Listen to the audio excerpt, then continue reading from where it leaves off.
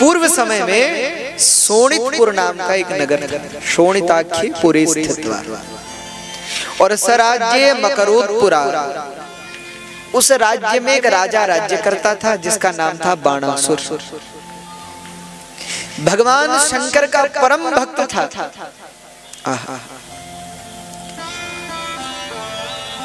नित्य भगवान शंकर को भजता था, उनका स्मरण करता था। कहते महाराज बाणासुर ने बहुत तपस्या की, बहुत तपस्या। तो भगवान शंकर उसकी तपस्या से प्रसन्न हुए। बाणासुर से कहा मांगो क्या चाहिए।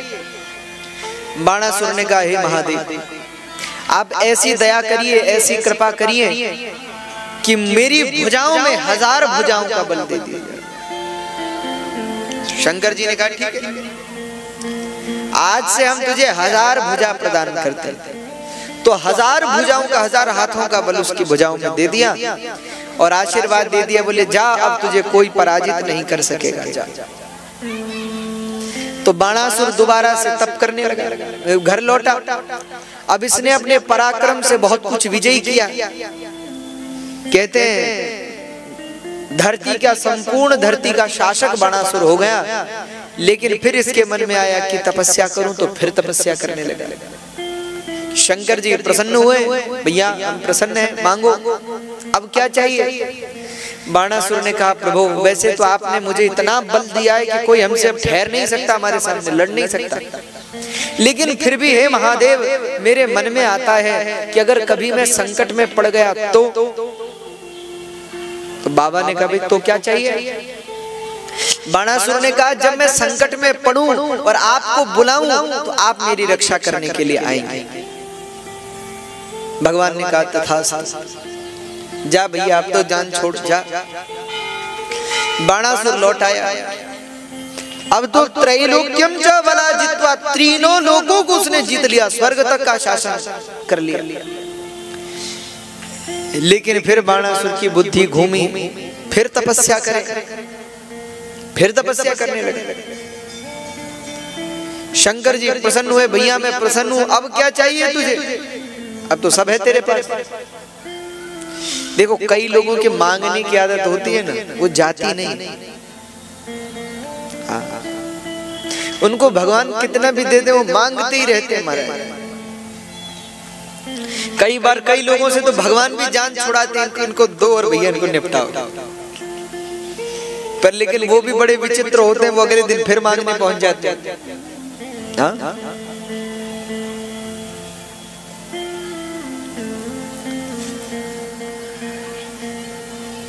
मैं प्रायः सबसे कहता हूं भक्ति मांगने के लिए नहीं। अच्छा एक बात विचार करके देखिए, हम भक्ति के बदले में भगवान से क्या मांगे। धन, सुख, समृद्धि, वैभव, ऐश्वर्य, पर क्या ये सदा रहने वाला है। अरे लक्ष्मी, कई लोग मुझसे पूछते महाराज लक्ष्मी जी हमारे घर टिकती नहीं। अरे लक्ष्मी तो किसी के पास नहीं टिकती भैया, लक्ष्मी का तो नाम ही है चंचला, वो सिवा नारायण की और किसी के पास टिकती ही नहीं, केवल नारायण के पास टिकती है और किसी के पास। तुम चाहते हो कि लक्ष्मी जी जाएं, नहीं बस आएं, ऐसा कैसे होगा। संसार का धन हो, वैभव हो, यश हो, कीर्ति हो, सदा नहीं रहता। आज बहुत जय जयकार हो रही है, हो सकता है 10 दिन बाद वही लोग गालियां भी दें। अरे ऐसा देखने में मिलता है कि नहीं। 2 महीने पहले जिनकी जय जयकार हो रही है, 2 महीने के बाद उन्हीं को लोग गालियां दे रहे हैं। यश सदा रहने वाला भी नहीं। आज जिनके आगे लोग फूल बिछा रहे हैं, कल पता नहीं उन्हीं के लिए क्या कर दे मारे। लोगों का भरोसा नहीं, इसीलिए लोगों के बहकावे में नहीं आना चाहिए मनुष्य। 10 लोग हाथ जोड़ के प्रणाम करें तो व्यक्ति को यह नहीं सोचना चाहिए कि अब हम बहुत ऊपर पहुंच गए, इनका क्या भरोसा, ये कल ही बिगड़ जाए तो। और ऐसे बहुत सारे लोग हैं जिनको एक समय लोगों ने बहुत हाथ जोड़े और उसके बाद वही लोग गालियां देने वाले भी वही थी। आपने भी ऐसा घर परिवार में देखा होगा। आप घर परिवार के लिए बहुत कुछ करते हैं, हाँ, लेकिन एक काम घर परिवार की मर्जी का मत करो जरा। आपने किसी की 99 बार सहायता की और 100वीं बार नहीं की, तो 99 समाप्त हो जाते हैं कि नहीं हो जाते हैं? बोलो, अरे बोलो भैया, सब पे पानी फिर जाता है। लोग फिर ये नहीं देखते कि 99 बार इसने हमारी सहायता की, एक बार नहीं की, बस वही भारी हो गया।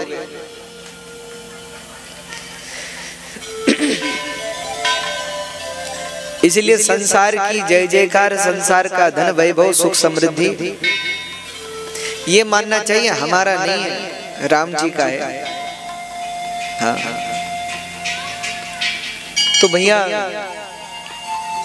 हमारे कहने का आशय केवल इतना है, भक्ति का अर्थ धन नहीं है, भक्ति का अर्थ संपत्ति नहीं है, भक्ति का अर्थ वैभव नहीं है, भक्ति का अर्थ सुख नहीं है। अगर भक्ति का अर्थ सुख होता तो मीरा जी के जीवन में दुख होता ही नहीं, होता क्या? लेकिन कितना दुख है मीरा जी के जीवन में, कितना दुख। आप चिंतन करते हैं तो चिंतन करने मात्र से नेत्र सजल हो जाते हैं। इतना कष्ट मीरा जी ने अपने जीवन में देखा। अगर भक्ति का अर्थ केवल संपत्ति होती तो भैया हमारे नरसिंह जी, हमारे कबीरदास जी, जिन्होंने अपना पूरा जीवन अभाव में बिताया, भक्ति का अर्थ धन भी नहीं है। हम ये नहीं कह रहे कि भगवान के भक्त गरीब होते हैं, ऐसा नहीं है भैया। आजकल कई लोगों को बड़ी समस्या होती है। कई लोगों को आपने देखा होगा, वो भक्तों के पास जाएंगे, आप भगवान के भक्त हैं? जी हाँ हैं। अरे इतनी बड़ी गाड़ी में घूम रहे हैं और भगवान के भक्त हैं? अरे भैया तो कैसे चलें? बोले आपको तो पैदल चलना चाहिए। जय हो। बड़े आश्चर्य की बात है,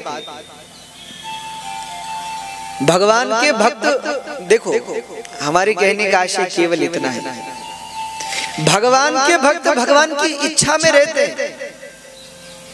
भगवान अगर गाड़ी में बिठा रहे हैं तो भी प्रसन्न है, और भगवान पैदल चला रहे हैं तो भी प्रसन्न है।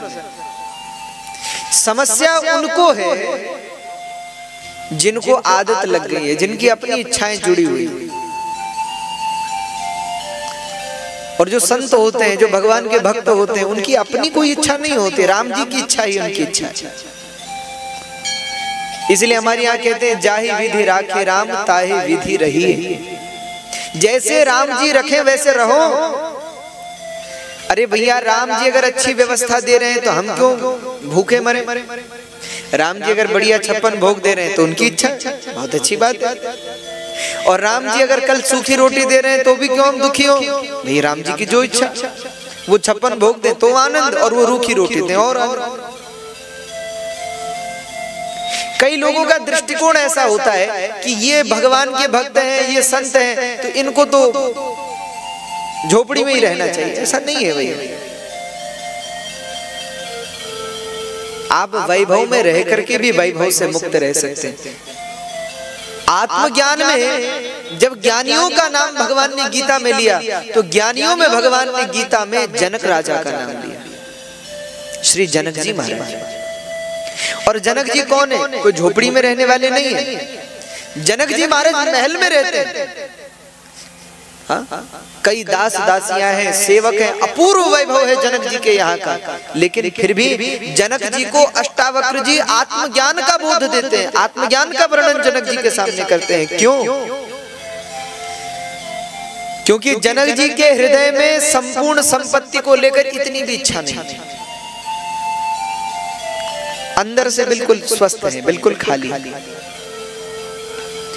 तो संत कौन है? जो भगवान की इच्छा में प्रसन्न रहे, वह संत है।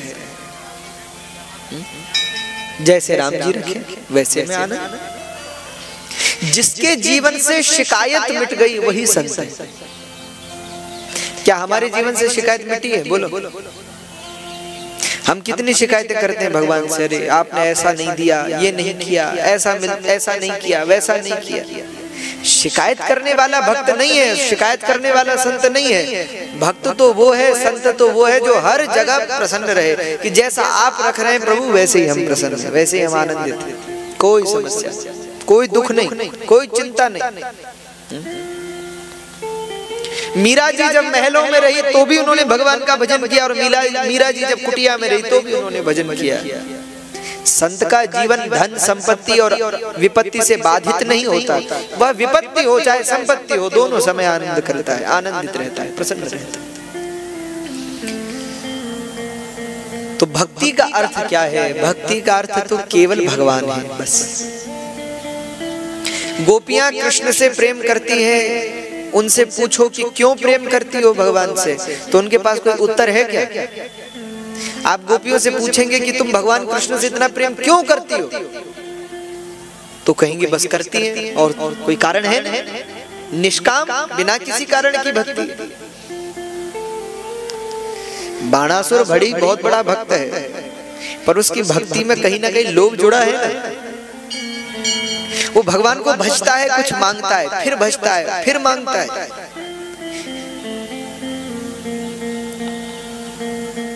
कई लोग कहते हैं महाराज, एक बात बहुत प्रेम से कहूँ आप सब, कई लोग कहते हैं महाराज हमारे गुरुजी हैं वो इतने चमत्कारी हैं कि उस सिर पे हाथ रख देते हैं तो सब काम बन जाता है।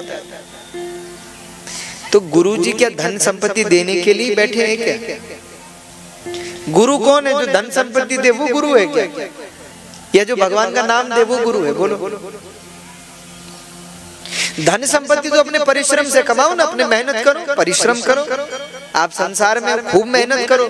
और जगत का नियम है, जो समुद्र का मंथन करेगा फिर लक्ष्मी को पाएगा, जो परिश्रम करेगा, जो मेहनत करेगा उसको लक्ष्मी जी मिलेंगे। अब आप संतों के पास पहुंचो और कहो कि हमारे सिर पे हाथ रखो महाराज, हमारा धन वैभव सुख समृद्धि सब आ जाए हमारे घर।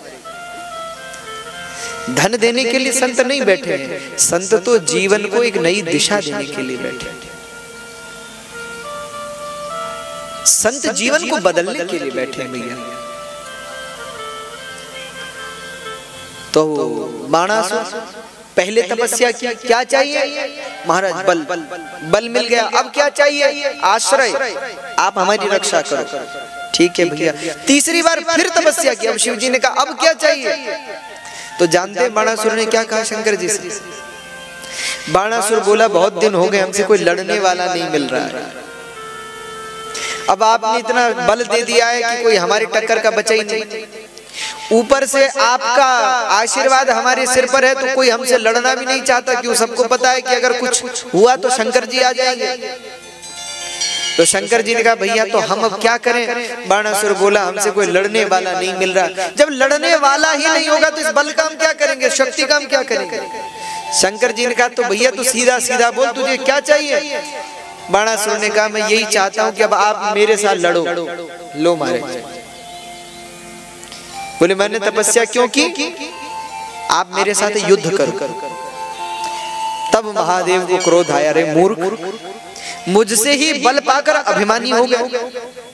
तो भगवान ने वरदान देना था, अब श्राप दिया, जा मैं तुझे श्राप देता, जल्द ही तेरी भुजाओं के मान को मर्दन करने के लिए कोई आएगा जो तेरे भुजाओं को खंडित करेगा, तेरे अभिमान को खंडित करेगा। ऐसा महादेव ने श्राप दिया।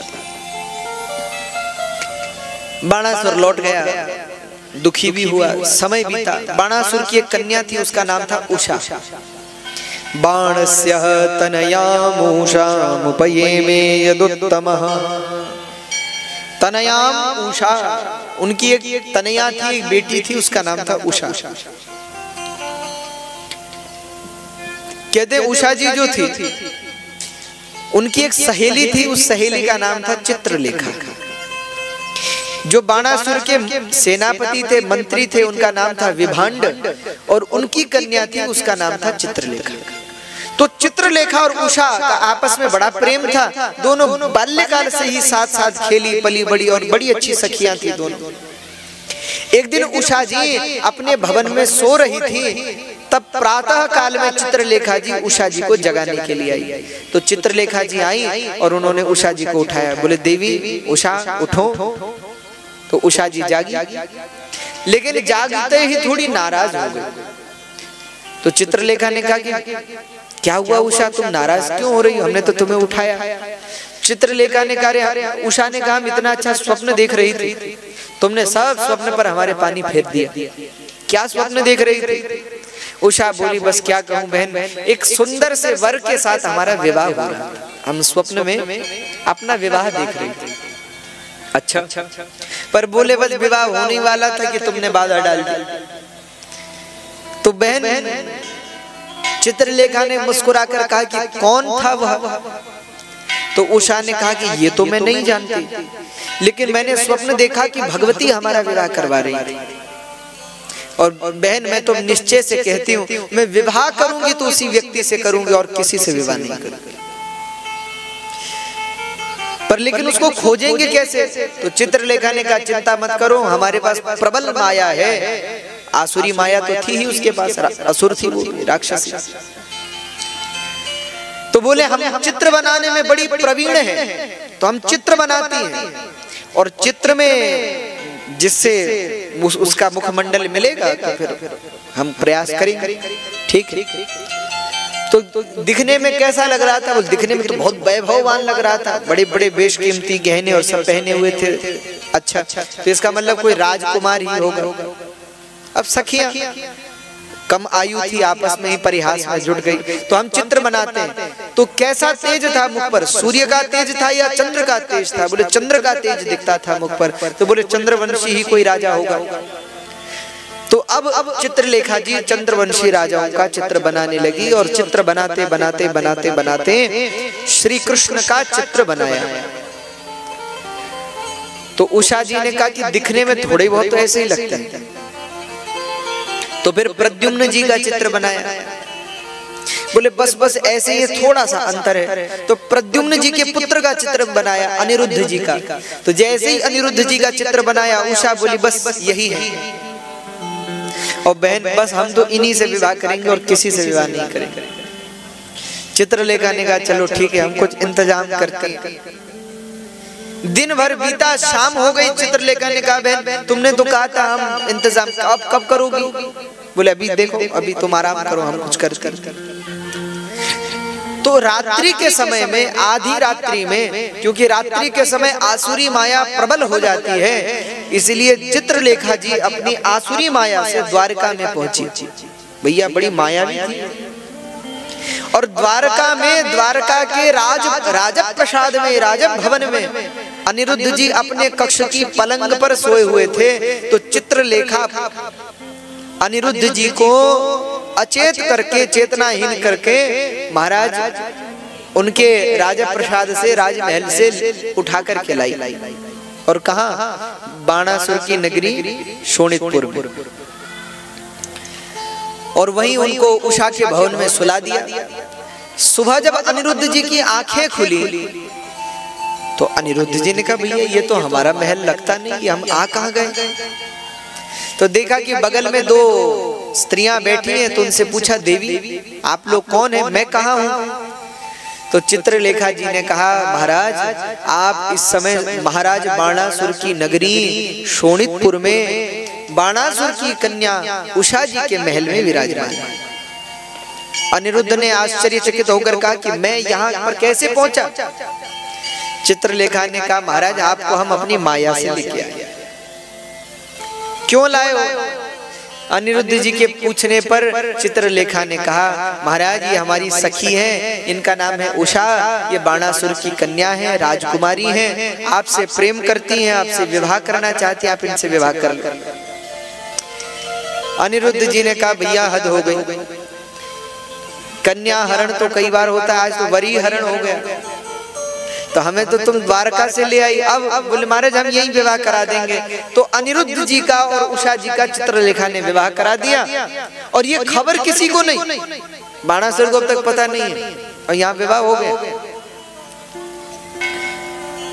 कहते महाराज विवाह होने के उपरांत जब बाणासुर को कुछ संदेह हुआ कि न जाने ऐसा लगता है कि हमारी पुत्री के भवन में कोई और व्यक्ति भी है, तो एक दिन एकाएक अचानक बाणासुर अपनी पुत्री के भवन में पहुंचा और जैसे ही पहुंचा तो उसने क्या देखा कि अनिरुद्ध जी बैठे हैं, चित्रलेखा जी बैठी और उषा जी बैठी। अब जैसे ही अनिरुद्ध जी को बैठे देखा, अब तो बाणासुर ने आक्रमण कर दिया और वहीं भवन में बाणासुर और अनिरुद्ध जी का युद्ध होने लगा। कहते युद्ध करते करते करते करते बाणासुर के पास शंकर जी का एक दिव्य पाश था, उस पाश से अनिरुद्ध जी को बांध लिया और बांध करके जेल में डाल दिया, कारागार में डाल दिया महाराज। अब तो समय व्यतीत होने लगा, अनिरुद्ध जी जेल में पहुंच गए। इधर द्वारका में श्री नारद जी महाराज का पदार्पण हुआ और नारद जी ने भगवान से मिले, बलराम जी से मिले। तो बलराम जी ने प्रणाम किया, भगवान ने प्रणाम किया, नारद जी ने आशीर्वाद दिया, प्रणाम प्रभु। भगवान ने कहा नारद जी कैसे आना हुआ? तो नारद जी मुस्कुराने लगे। अरे महाराज आप मुस्कुरा क्यों रहे? नहीं नहीं प्रभु बस ऐसे ही। नहीं नहीं महाराज आप मुस्कुरा रहे, कोई कारण जरूर होगा, क्या बात है? नारद जी मुस्कुरा के बोले प्रभु आपके घर परिवार में सब लोग ठीक हैं? भगवान ने कहा हाँ सब ठीक है। आपके बच्चे, बच्चों के बच्चे सब ठीक हैं? भगवान बोले हाँ ठीक है। अब नारद जी और हंसे तो बलराम जी कहे कि महाराज आप सीधा सीधा क्यों नहीं कहते, क्या हुआ? आप बार बार हंस क्यों रहे, क्या हुआ? नारद जी बोले जरा गिनती करवाइए, कोई कम तो नहीं है घर में? अब भगवान के तो इतने पुत्र इतने पौत्र, कोई गिनती नहीं मारे। हिसाब लगाया गया, पता चला कि पुत्र तो सब हैं, पर पुत्रों के पुत्र यानी भगवान के नातियों में एक संख्या कम है। कौन कम है? तो प्रद्युम्न जी के पुत्र अनिरुद्ध जी का कई महीनों से किसी ने देखा ही नहीं अनिरुद्ध जी को। अनिरुद्ध जी गायब है। अब तो हलचल मच गई कि अनिरुद्ध जी हैं कहाँ? पता चला तो ये पता चला कि लगभग कई महीनों से किसी ने अनिरुद्ध जी को द्वारका में नहीं देखा। अब तो भगवान ने नारद जी से कहा नारद जी अब आप ही बताओ कि वो कहाँ है? नारद जी ने कहा प्रभु आप वो सर्वांतर्यामी हैं, सब जानने वाले हैं, फिर भी आप पूछते हैं तो मैं कहता हूँ आपके पुत्र पौत्र अनिरुद्ध को बाणासुर ने बंदी बना करके अपने जेल में रखा है। सारी घटना बताई। कहते हैं तब बलराम जी को क्रोध आया। बलराम जी ने कहा भैया अब तो युद्ध का होगा। आक्रमण कर दिया बाणासुर की नगरी पर। भगवान अपने नारायणी सेना लेकर के चले और अब बाणासुर और भगवान श्री कृष्ण के बीच में भयंकर युद्ध छिड़ गया। कहते हैं तब युद्ध करते करते हे देवकी मने नापी मालकुस ऐसा हे देवकी मने नापी हे देवकी मने नापि सहस्रेण करोम्यहम् बाहुनां गिरितुल्यानां विना युद्धं वृषध्वजः।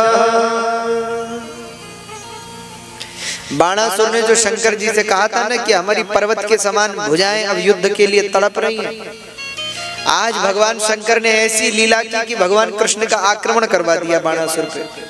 भैया अब लड़, तुझे ज्यादा ही लड़ने का शौक था। अब भयंकर युद्ध छिड़ा, एक और यादव और एक तरफ बाणासुर। भयंकर युद्ध हुआ। तब बाणासुर की सेना का संहार होने लगा। तब बाणासुर स्वयं युद्ध करने को आया। कहते महाराज तब युद्ध करते करते श्री बलराम जी की गदा के प्रहार से बाणासुर तो महाराज हृदय उठ गया। ऐसा गदा प्रहार हुआ कि बाणासुर अचेत होकर धरती पर गिर पड़ा। अब इससे पहले कि भगवान बाणासुर का अंत करते, बाणासुर की जो कुलदेवी थी वह युद्ध भूमि में आ गई और युद्ध भूमि से बाणासुर को लेकर अंतर्धान हो गई। बाणासुर की रक्षा कर ली बाणासुर की कुलदेवी थी और सकुशल बाणासुर को राजमहल में ले आई और ऐसा करके भगवती अंतर्धान हो गई। अब तो बाणासुर को जगाया गया, सब दवा औषधि की गई।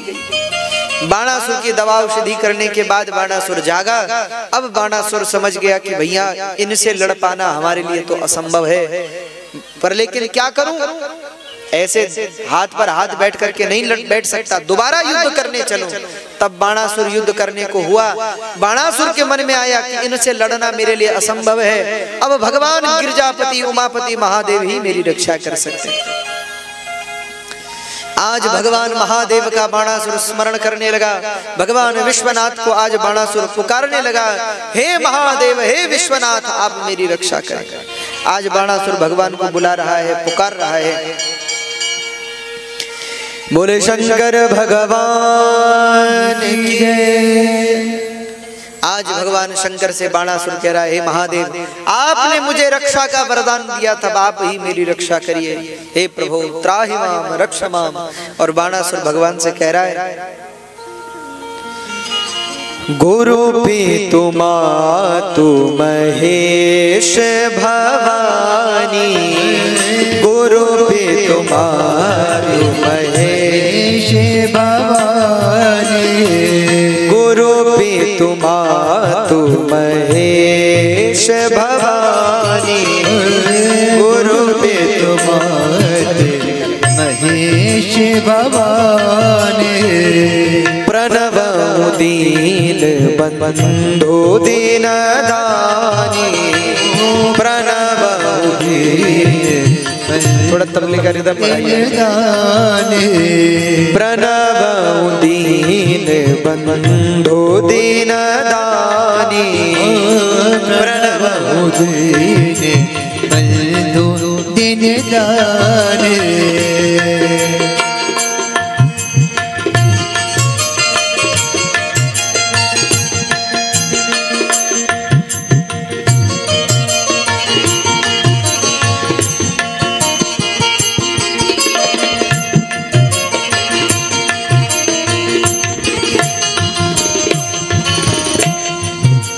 आज बाणासुर भगवान शंकर की स्तुति करते हुए मानो कह रहा है,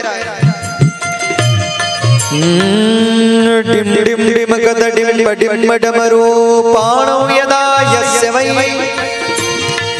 फुम फुम फुम गद सर्वजाल हृदयो,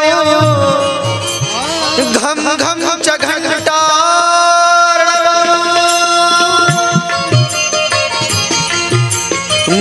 भम भम भम गद भम भम नयनम कारुण्यपूर्णा सदा, बम बम बम गद बम बम बहनं ध्याये शिवं शंकरं।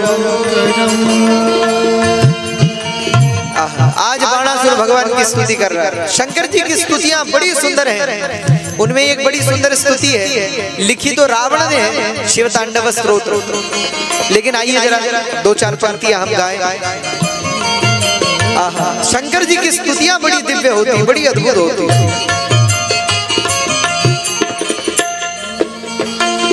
चाहे पुष्पदंत की लिखी हुई शिव महिमा स्तोत्र हो, चाहे रावण का लिखा हुआ शिव तांडव स्तोत्र हो, अद्भुत ही। जैसा साहित्य शिव स्तुतियों में देखने को मिलता है भैया, वैसा किसी अन्य की स्तुतियों में देखने को नहीं मिलता। शंकर जी भी निराले हैं और शंकर जी के भक्त और निराले। रावण ने भी कितना सुंदर शिव तांडव स्तोत्र की रचना की। जरा आइए हम दो पंक्तियां गाएं।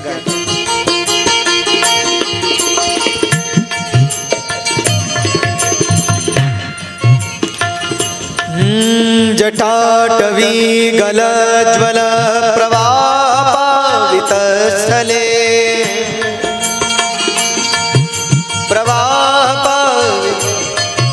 जटाटवी गलज्वल प्रवाह पावित स्थले, गले व्यलं व्यलं विताम्बुजंग त्वंगमालिका, डम डम डम डम निनादव डमर्वयं चकार चंड तांडव, तनोतु न शिव शिव, तनोतु न शिव शिवं, तनोतु न शिव शिवं, तनोतु न शिव शिवं, तनोतु न शिव शिवं।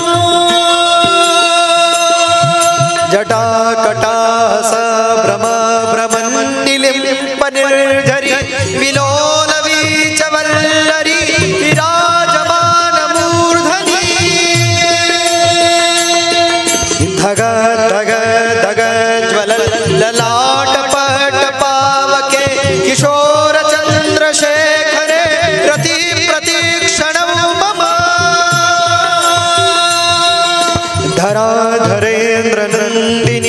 विलास बंधु बंधुर पुरागंध संतति प्रमोदमान मानसे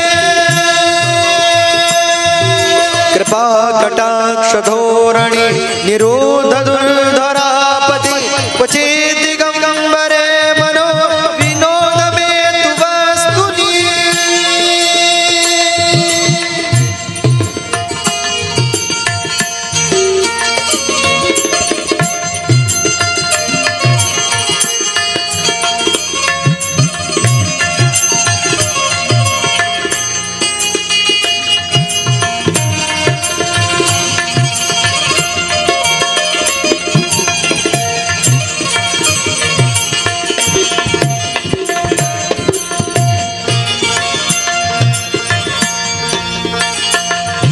जटाभुजंग पिंगल स्फणमणि प्रभा कदम्ब कुंकुमाद्रव प्रलिप्त दिग्वधूमुखे मदांगदिन्दुर स्फुरद्वगोत्तरीय मे दुरे मनो विनोदमद्भुतं विभर्तु भूतभर्तरि मनो विनोदमद्भुतं विभर्तु भूतभर्तरि मनो विनोदमद्भुतं विभर्तु भूतभर्तरि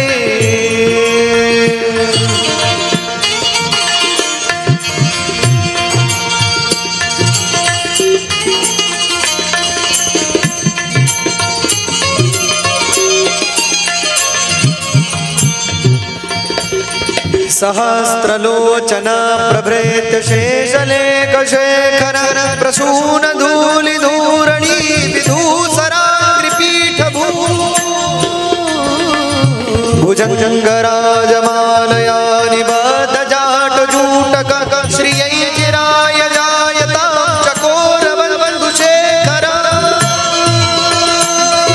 ललाट चत्वरध्वर पंचसायकं नमन्निलिम्पनायकं सुधामयो कलेकया विराजमानशेखरं महाकपालि संपदे शिरोजटालवस्तुना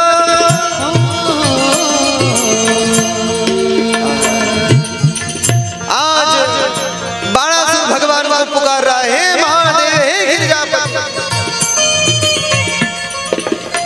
हे अंबिकापति, अब आप ही एकमात्र हमारा रक्षक हैं।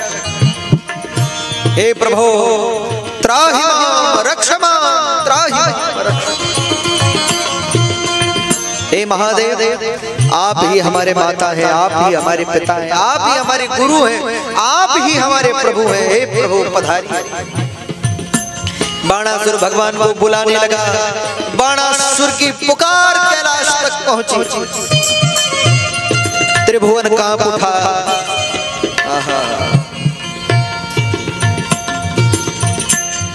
बाणासुर भगवान से कहने लगा, हे महादेव, जांचिए गिरिजापति काशी, जांचिए गिरिजापति काशी, जांचिए गिरिजापति काशी, जांचिए गिरिजापति काशी, जासु भवनानि मां दिखदासी, जासु भवनानि जासु भवनानि मां दिखदासी, जासु भवनानि मां दिखदासी, जांचिए गिरिजापति काशी, जांचिए गिरिजापति काशी, जांचिए गिरिजापति काशी, जांचिए गिरिजापति काशी। अब डरदानि द्रवत पुनि धोरे, देखि न सकत दीन कर जोरे। अब डरदानि द्रवत, अब डरदानि द्रवत पुनि धोरे, देखि न सकत दीन कर जोरे। अब डरदानि द्रवत पुनि, सुख संपत्ति मति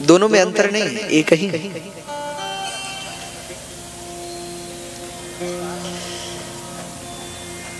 जब हमारे ठाकुर जी का प्रागट्य व्रज में होता है तो महादेव जी बालकृष्ण जी का दर्शन करने के लिए जाते हैं। आप सब कथा से परिचित होंगे। जब हमारे बिहारी जी ब्रज में प्रकट होते हैं तो बाबा कैलाश छोड़ करके निकलते हैं और वृंदावन में गोकुल में श्री ठाकुर जी से मिलने के लिए आते हैं। और हमारे ठाकुर जी भी दिन रात भगवान शंकर का स्मरण करते हैं। दोनों एक दूसरे के भक्त हैं भैया, लेकिन आज एक दूसरे के आमने सामने हो गए युद्ध के लिए। अब क्या करें? तो